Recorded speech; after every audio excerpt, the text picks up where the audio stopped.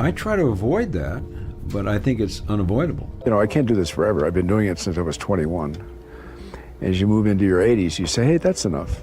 Hollywood once hailed him as the perfect face of American cinema, a blonde-haired man with piercing eyes, both intellectual and romantic. Robert Redford was not only the star of timeless classics like Butch Cassidy and The Sundance Kid and The Sting, but also an Oscar-winning director, a bold producer, and the founder of Sundance, a global symbol of independent filmmaking.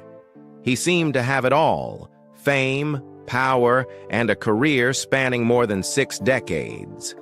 But behind the halo of glory lay a very different story.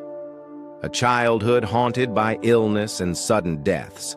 A marriage that lasted 27 years but ended quietly. 2 sons lost along the way, leaving wounds that never healed.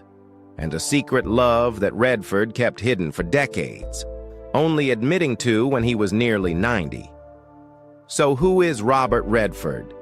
An immortal star of Hollywood, or just a man burdened by too many losses, spending a lifetime chasing peace he never fully found?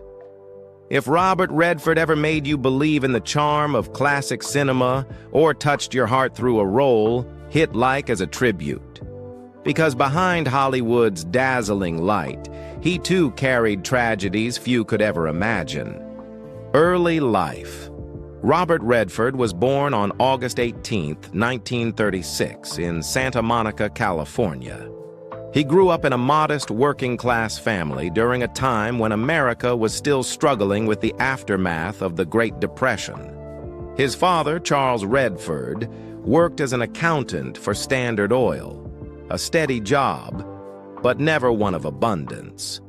His mother, Martha Hart, was the heart of the family, gentle, resilient, and the one who instilled in her son the belief that he was destined for something greater. From an early age, Robert felt different. He showed little interest in school, often drifting off in class, but with a pencil in his hand to draw, or a baseball or tennis racket, he became someone else entirely. Passionate, energetic, tireless. Art and sports were the only places where he felt truly alive, yet his childhood was soon overshadowed by sudden loss. In 1945, when Redford was just 8, the family received devastating news. His uncle, David Redford, had been killed in the Battle of the Bulge. To young Robert, David was more than an uncle. He was a hero, a talented athlete, fluent in 4 languages, a man of adventure and courage in the military. His sudden death left Robert with his first life lesson in grief. Death could strike anyone, even the strongest. 3 years later, tragedy struck again. One morning, at the age of 11, Robert woke to find he couldn't move. His eyelids were heavy, his body paralyzed. Doctors diagnosed him with polio, a disease that terrified America in the years before a vaccine existed.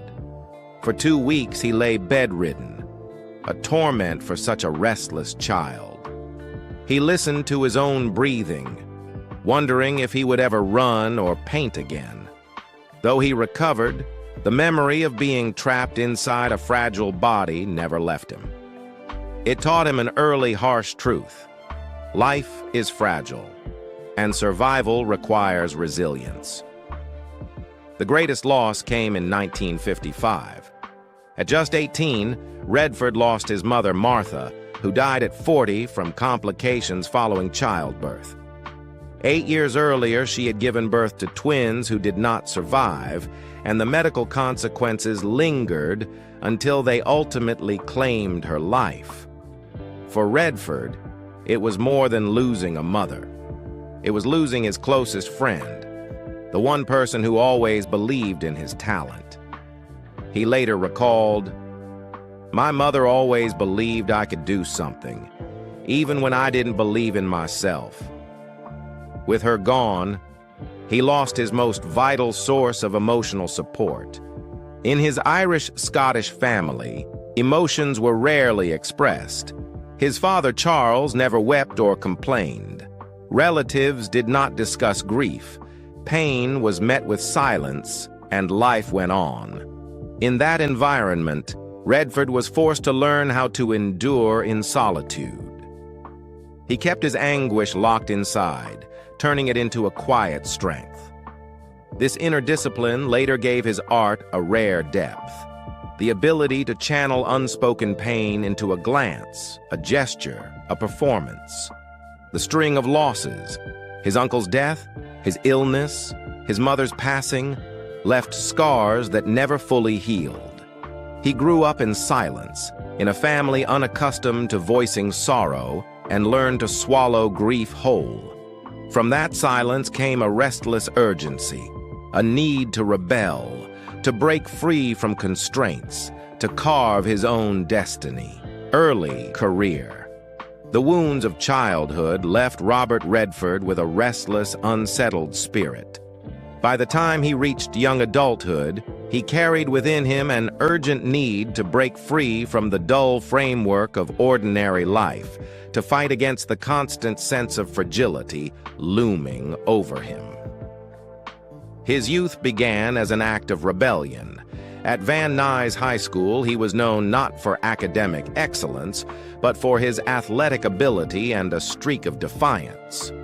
Among his classmates was Natalie Wood, who would later become a major star and his co-star. But at that time, Redford had no inkling that Hollywood would one day beckon him. He earned a baseball scholarship to the University of Colorado thanks to his skills on the field, seemingly set for a stable career in sports. Yet, in reality, Redford was drawn to another path. In Boulder, instead of focusing on baseball and studies, he plunged into drinking, partying, and high-speed car races. On one occasion, his car flipped while he was driving at 90 miles per hour, a near-death accident that served as a stark warning of his self-destructive spiral. His reckless lifestyle cost him his scholarship, and eventually, he was expelled. At 19, Robert Redford had gone from a promising student-athlete to a dropout with no degree and no direction. But that fall opened a new path. He left America and wandered through Europe like a pilgrim in search of himself. In Florence, Italy, he studied painting and survived by doing illustration work. In Paris, he drifted through cafes frequented by artists, lived in a damp little room, and survived on stale bread. Amidst poverty, Redford discovered freedom and a sense of belonging to the artistic world. His paintbrush became more than a means of survival. It was a tool for healing and for capturing pieces of his inner self.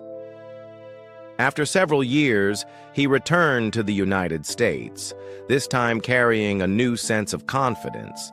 He wanted to become an artist, not an athlete or an office worker. Redford enrolled at the American Academy of Dramatic Arts in New York, where he learned to master his voice, his expressions, and to transform his experiences of loss and failure into the raw material of performance. His painful past became his greatest asset as an actor. His first steps on Broadway came with Tall Story, but it wasn't until 1963 that he truly broke through with Neil Simon's play Barefoot in the Park.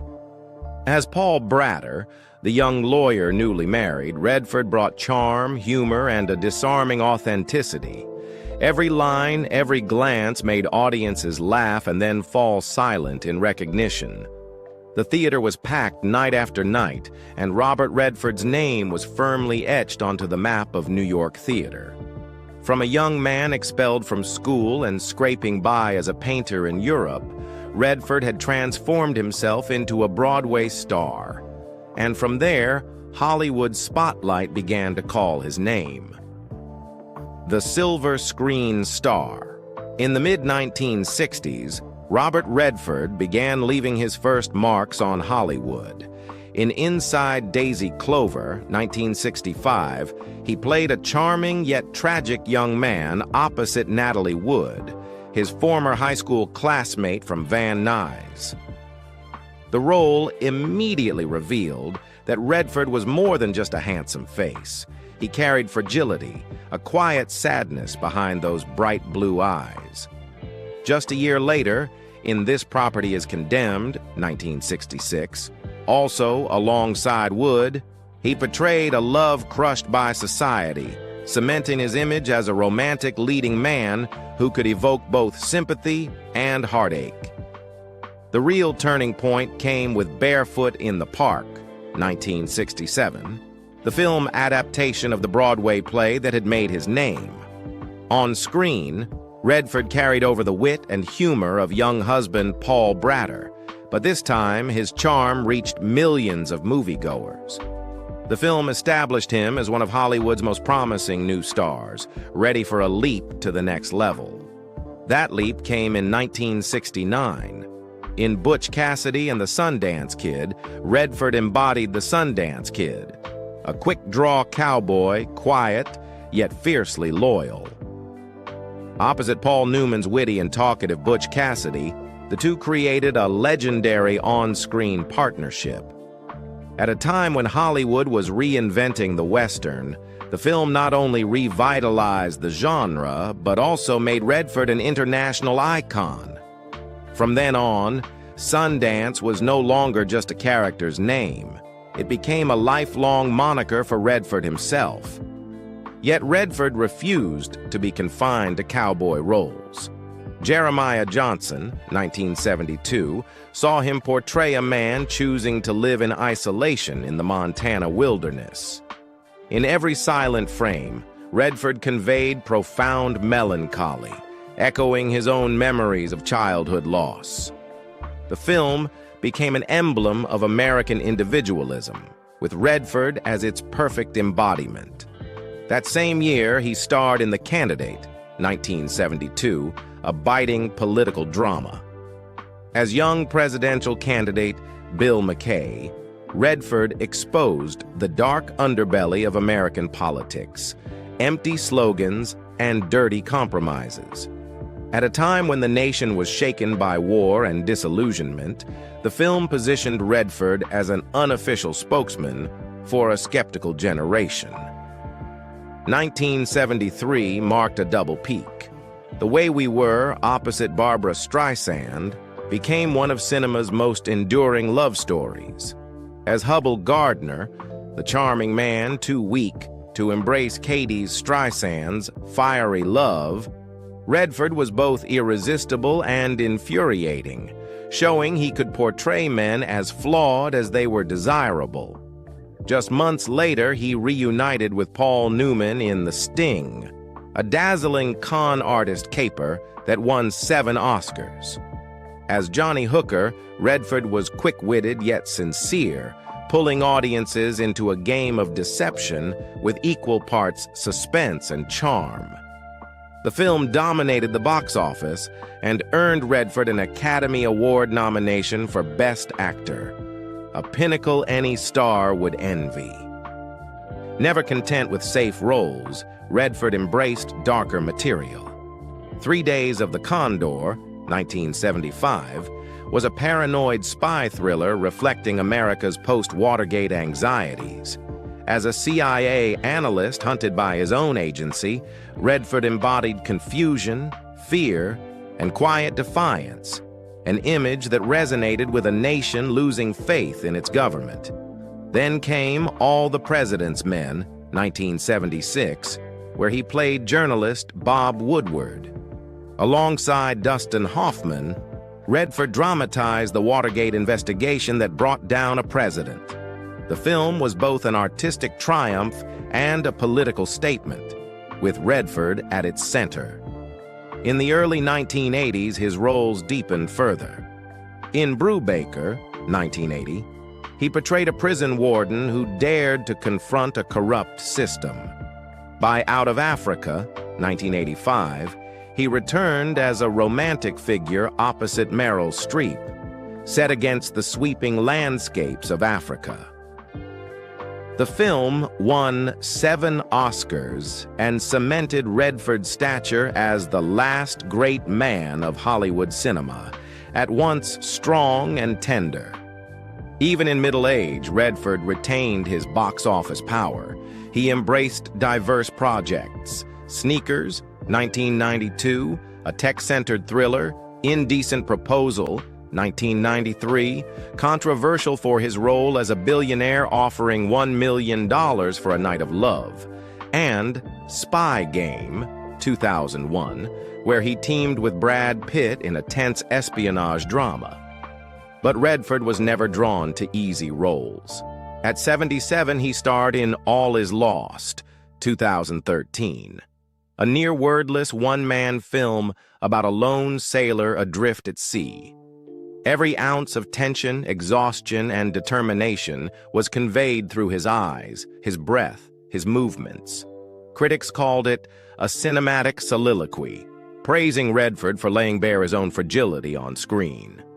In 2018, Redford officially ended his acting career with The Old Man and The Gun.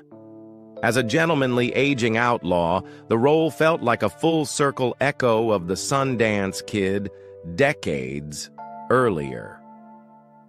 It was not just a farewell performance, but a reflection. Redford looking back at his journey from the young cowboy who became a legend to the man who had lived through every peak and abyss of a lifetime in cinema, becoming a masterful director. At the height of his acting career, Robert Redford did not choose to rest in the comfort of stardom. Instead, he stepped behind the camera, a risky but logical move for a man who always wanted to control the way stories were told. And astonishingly, with his very first film, Ordinary People, 1980, Redford created a milestone in cinema history. The film told the story of an American middle-class family that seemed perfect on the surface, but shattered after the death of the eldest son. Redford avoided flashy effects or reliance on major stars. Instead, he focused on silence, glances, and the growing emotional distance within the family. The film struck a chord with millions of American families who carried similar hidden grief, and it became a sensation. Ordinary People won 4 Oscars, including Best Picture and Best Director for Redford, an extraordinary feat for a first-time filmmaker. It proved that Redford was more than a beautiful face on screen. He was a sharp observer of the human condition, capable of turning personal wounds into universal art. Following that triumph, Redford continued to explore stories of family and American identity. A River Runs Through It, 1992, was not just a film about 2 brothers raised under the stern hand of a minister father. Beneath the breathtaking images of Montana's rivers and landscapes, Redford embedded a philosophy: nature as a mirror of life, sometimes calm, sometimes turbulent, but always flowing forward. The film carried audiences back to childhood, where family memories intertwined with the passage of time. Unsurprisingly, it earned an Oscar nomination for Best Cinematography and remains one of the most poetic portrayals of the American West ever made.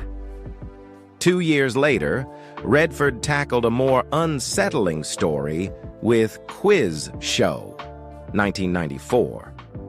Based on a real-life scandal from the 1950s American television, the film exposed how a popular quiz program manipulated its results to boost ratings. Redford went beyond recounting a scandal. He raised questions about morality, ambition, and the manipulation of the public, themes that remain relevant today. The film received critical acclaim and Oscar nominations for both Best Picture and Best Director, solidifying Redford as a filmmaker with his own distinct voice, one unafraid to probe the cracks in American society. In 1998, Redford directed and starred in The Horse Whisperer. The film blended the spirit of the American West with a family tragedy, telling the story of a young girl traumatized by an accident and the man who could speak to horses, a metaphor for healing. Redford infused the film with his deep love of nature and mastery of visual storytelling, creating a work both expansive and intimate. He continued experimenting with different genres, from The Legend of Bagger Vance, 2000, a philosophical tale hidden within the game of golf, to Lions for Lambs, 2007, a political drama that dissected disappointment and division in post-9/11 America. While not every film was a commercial triumph, each bore Redford's unmistakable imprint, that of a director deeply concerned with truth, morality, and the struggles of individuals caught in life's unforgiving machinery. If on screen Redford embodied charm and freedom, then behind the camera he became a voice of conscience and human depth. Founder and producer, Robert Redford did not stop at the glory of the screen or the director's chair. He chose to inscribe his name in film history in another way, by founding, nurturing, and giving opportunities to the next generation. In 1981, in the mountains of Utah, where he had found the stillness to balance his life, Redford established the Sundance Institute. At the time, his goal was simple: to create a space where young filmmakers could experiment, train, and find their own voices without being shackled by Hollywood's rigid commercial rules. From that foundation, just a few years later, the Sundance Film Festival was born and quickly became a cultural phenomenon. Unlike the glamour of Cannes or the classical artistry of Venice, Sundance embraced boldness and authenticity. It became the place where unknown voices were heard, where small but powerful films found their audiences. From this cradle, Quentin Tarantino emerged with Reservoir Dogs, Steven Soderbergh made waves with Sex, Lies, and Videotape, Darren Aronofsky stunned with Pi, and more recently, Chloe Zhao introduced Nomadland, a film that went on to win the Oscar. People call Sundance a cultural revolution in American cinema, but for Redford, it was simply about restoring fairness to art, giving personal, daring, and truthful stories a chance to survive in a market dominated by profit. At the same time, Redford used his reputation and influence to support projects that otherwise would have struggled to find funding. He quietly backed young directors who dared to tell difficult stories, who confronted truths Hollywood often avoided. If his acting and directing career proved his individual talent, then Sundance and his role as a producer showed a broader vision. He wanted to build a legacy, ensuring American cinema was not defined solely by glossy blockbusters. What set him apart was not only what he did, but how he approached art. Redford always chose restraint. On screen, he never overplayed emotions or relied on heavy dialogue. A glance, a turn of the head, often carried more weight than an entire monologue. In an era when Hollywood favored dramatic displays, he leaned into silence and turned it into his own language. For this, Redford became an emblem of subtlety. He did not play a role, he lived it. In choosing scripts, Redford consistently gravitated toward characters caught between society, politics, and power. From The Candidate to All the President's Men to 3 Days of the Condor, he told stories that reflected not just individual lives, but the broader American landscape. When he moved into directing, he remained faithful to that principle. Ordinary People was a haunting family portrait. A river runs through. It turned nature into a metaphor for life's current, and Quiz Show exposed the moral decay of the media. In all of them, Redford was never concerned with glamour. He was concerned with human fractures, the parts of us that last. Robert Redford proved that film is not just entertainment, but a medium to stir, to challenge, and to open new doors in the viewer's mind.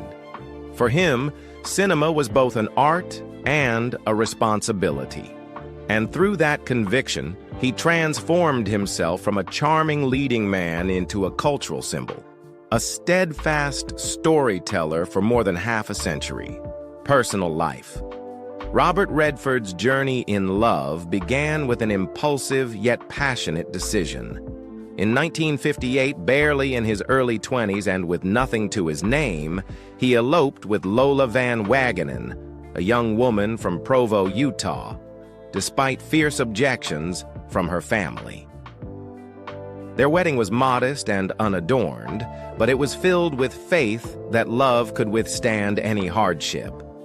In those early days of marriage, they lived in small apartments, surviving on the meager income from Redford's odd jobs, clinging to the fragile hope that a career in film would eventually smile on them. But just as joy began to take root, tragedy struck. In 1959, their firstborn son, Scott, died suddenly at only 10 weeks old from sudden infant death syndrome, SIDS. The loss left a scar that never healed. Redford later admitted that for the rest of his life he asked himself if there was anything he could have done to save his baby boy. It was a grief that neither fame nor success could ever erase. Slowly, the Redfords found hope again as more children came into their lives. Shauna, their eldest daughter, was born in 1960. She chose a life far from Hollywood's glare and became an artist. Yet tragedy found her too.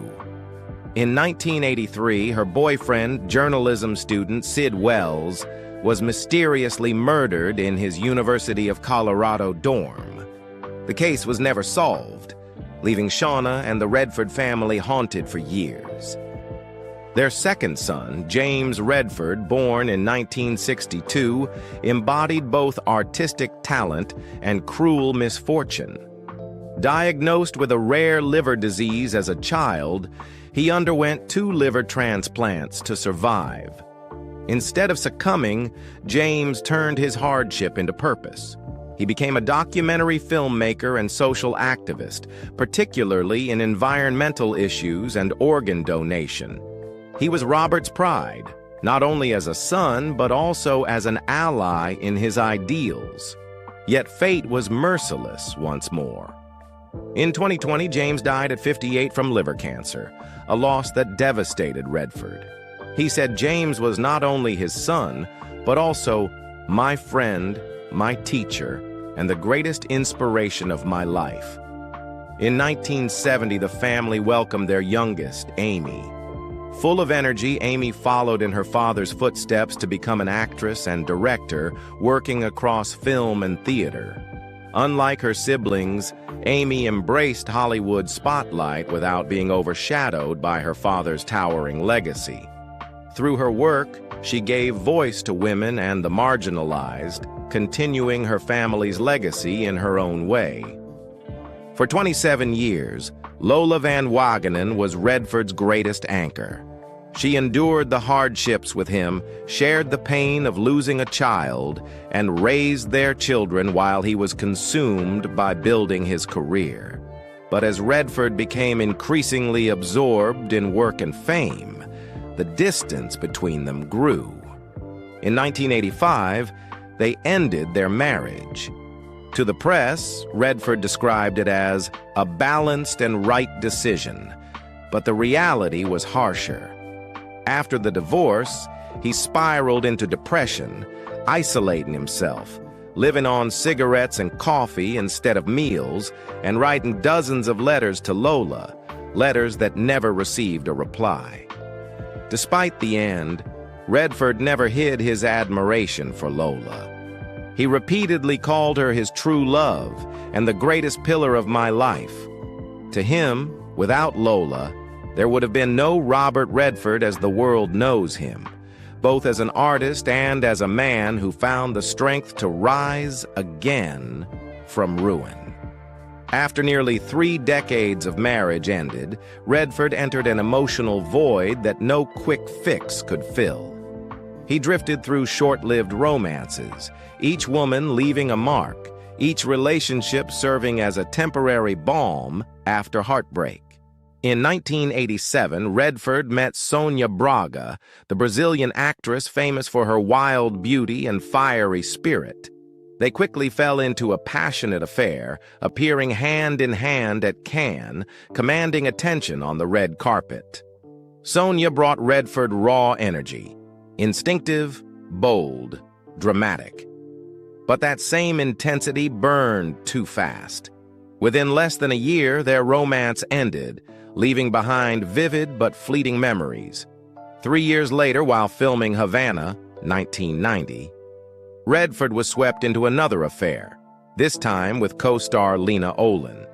Amid the chaotic backdrop of Cuba in the story, their on-screen chemistry spilled into real life.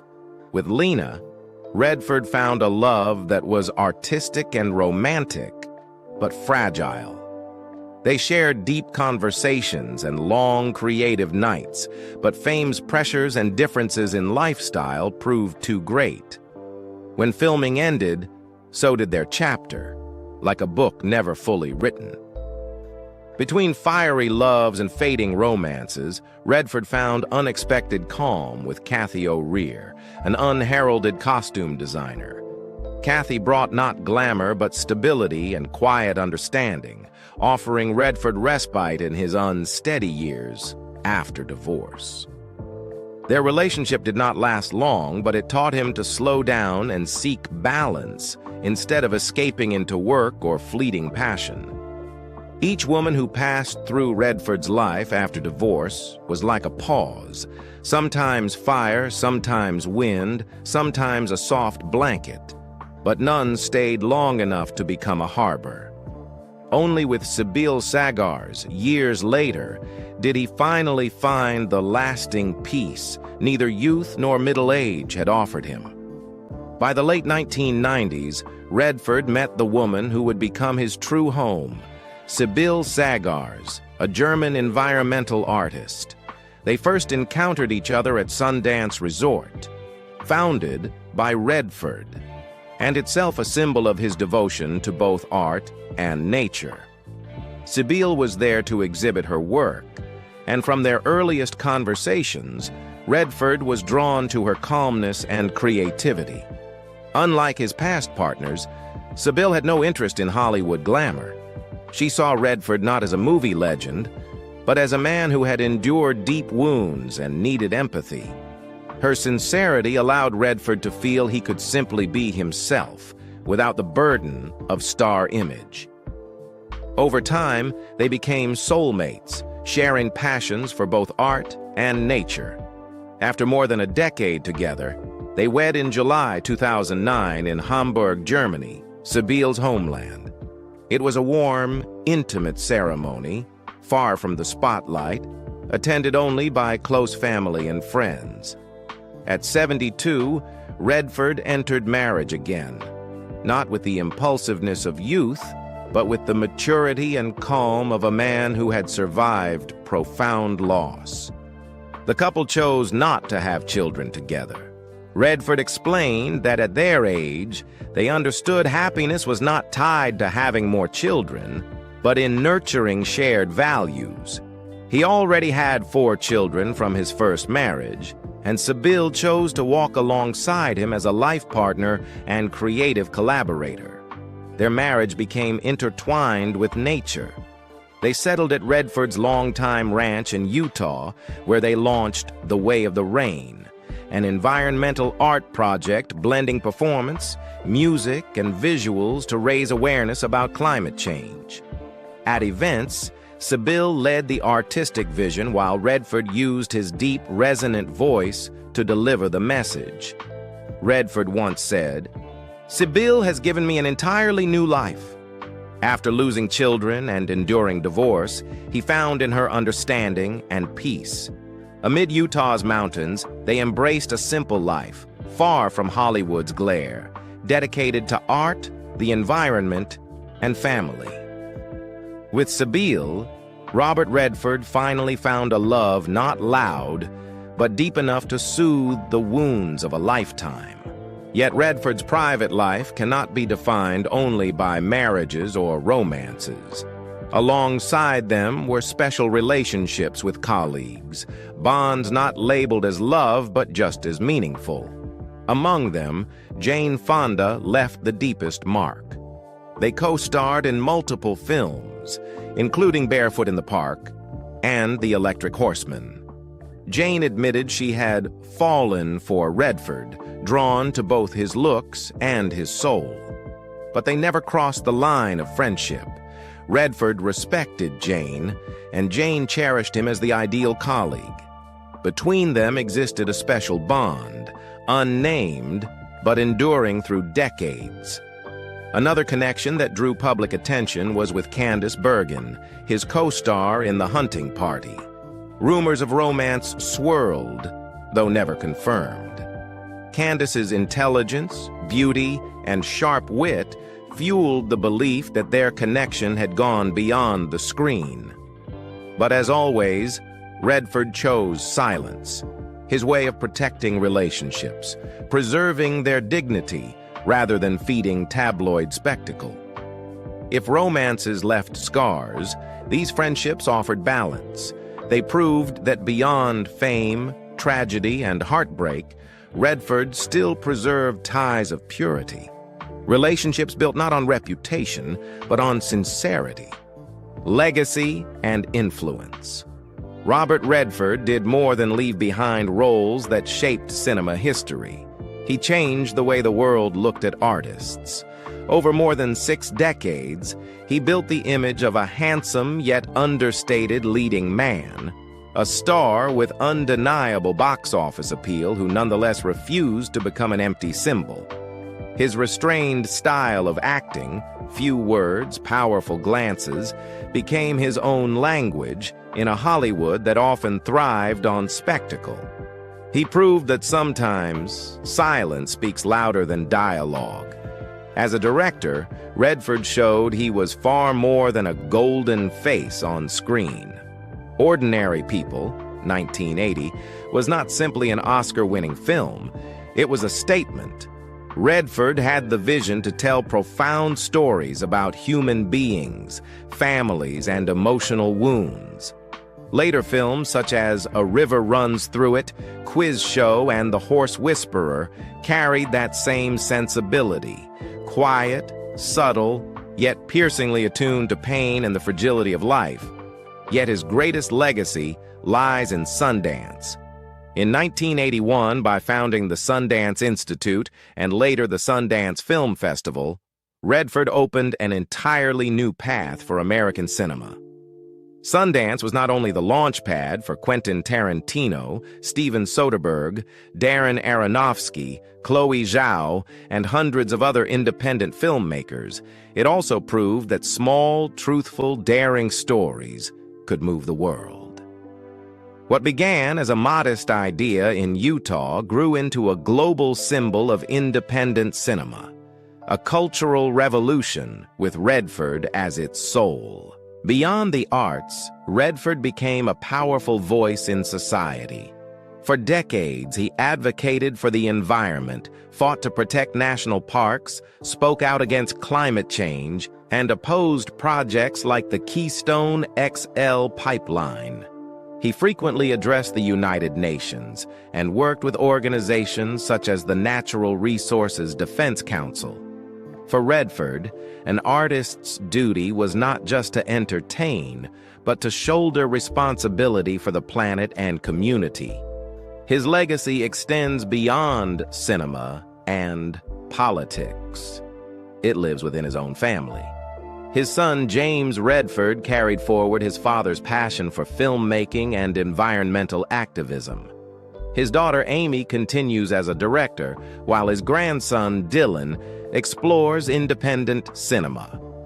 Across generations, the spirit Redford instilled, to live for art and for community, endures. Today, when people think of Robert Redford, they remember more than Sundance Kid, All the President's Men, or Out of Africa.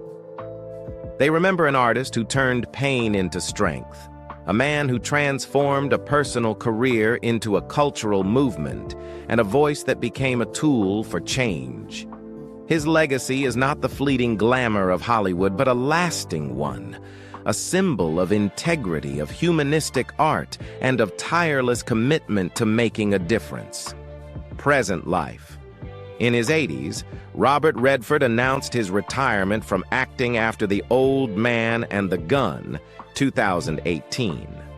Yet for an artist who never truly knew how to stop, retirement has only meant stepping away from Hollywood's noise, not falling into silence. He continues to live through creativity, through painting, through environmental projects, and, at times, through unexpected returns. In early 2025, at the age of 88, Redford astonished the world by making a surprise appearance in Dark Winds Season 3. It was just a 30-second cameo, playing a prisoner in a chess game with George R.R. Martin, without a single line of dialogue, but enough to leave audiences breathless. He requested the scene be filmed on a closed set, without fanfare or announcements, as if offering a quiet farewell to the screen after 6 years away. That brief moment revealed a Redford who no longer sought glory, but simply wished to reconnect with art in its simplest form.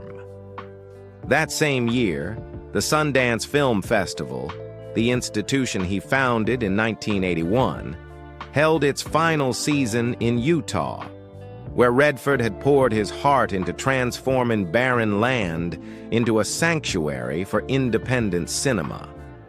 The organizers dedicated a special program to honor him, recognizing Redford as the soul of a cultural movement that changed how the world saw American film. For him, it was more than personal pride. It was proof that a dream had come true, a space where even the smallest voices could be heard. Outside of these rare public milestones, Redford chooses a private life with his wife, German environmental artist Sibylle Sagars, at their expansive ranch in Utah. Together they continue The Way of the Rain, an art and environment project where Sibylle creates, and Redford lends his resonant voice to inspire. He spends much of his time painting, his first passion from youth, and finds peace in nature, the healing light that has carried him through a lifetime of loss. Family remains at the center. Though he lost 2 sons, Scott as an infant and James in 2020, he finds solace in his daughters, Shauna and Amy, and in his 7 grandchildren. In a rare reflection, Redford said, "My grandchildren are the little lights guiding my old age, especially as grandson Dylan follows in his footsteps, even inviting him to lend his voice to an independent animated film. It is proof that his legacy lives not only in Hollywood, but in his very bloodline." Now, Robert Redford no longer seeks recognition. He chooses peace, chooses to contribute quietly to art and the environment, and chooses to live beside the woman who has walked with him through his later years. Yet, when Sundance 2025 draws its curtain, or when his fleeting cameo appears unexpectedly on screen, one thing becomes clear. Robert Redford is still there, an icon who never truly disappears, an artist who transformed both glory and grief into strength, living fully until the very end. Robert Redford was never the kind of legend who lived only in the spotlight. He chose to step back, letting his films, his ideas, and the movements he championed speak for themselves. That's why, even at nearly 90, his name is still spoken with respect, not for a single role, but for a spirit of commitment, creativity, and resilience. In a world where glamour so often overshadows true value, Redford reminds us that a great life isn't measured by awards or box office records. It's measured by the way a person dares to turn loss into motivation, to persist in defending art and nature, and to live by their own convictions. If Robert Redford has ever moved you, through a glance on screen, a role, or his unwavering spirit beyond Hollywood, hit like to honor him. And tell us, to you, is he an actor, a director, or a cultural revolutionary? Share your thoughts below.